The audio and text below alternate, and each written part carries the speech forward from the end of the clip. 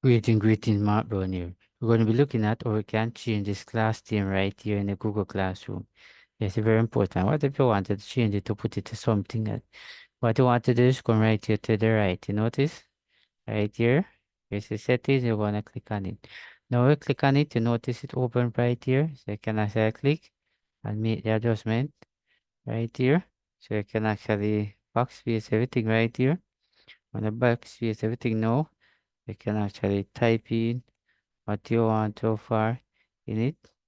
So I'm going to type in computer repairs in it so far. So when you finish type that, what I wanted to do, I come right here. Notice I save and I click on save, right? And if you notice right here, sure that it actually save. So you can actually change the class, put it to exactly where you want.